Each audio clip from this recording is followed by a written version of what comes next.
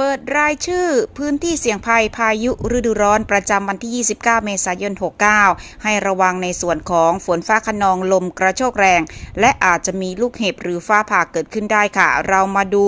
พื้นที่เสี่ยงภัยสูงพื้นที่สีแดงภาคเหนือได้แก่เชียงรายพะเยาน่านอุตรดิตถ์พิษณุโลกและเพชรบูรณ์ภาคอีสานได้แก่เลยหนองคายบึงกาฬหนองบัวลำพูอุดรธานีสกลนครนครพนมมุกดาหารศรีสะเกษและอุบลราชธานีพื้นที่เสี่ยงภัยปานกลางนะคะพื้นที่สีเหลืองภาคเหนือได้แก่เชียงใหม่ลำปางแพร่และสุโขทัยภาคอีสานได้แก่ชัยภูมิขอนแก่นกาฬสินธุ์มหาสารคามร้อยเอ็ดยโสธรอำนาจเจริญและสุรินทร์ภาคตะวันออกได้แก่สระแก้วจันทบุรีและตราดค่ะให้ระวังในส่วนของฝนตกหนักลมกระโชกแรง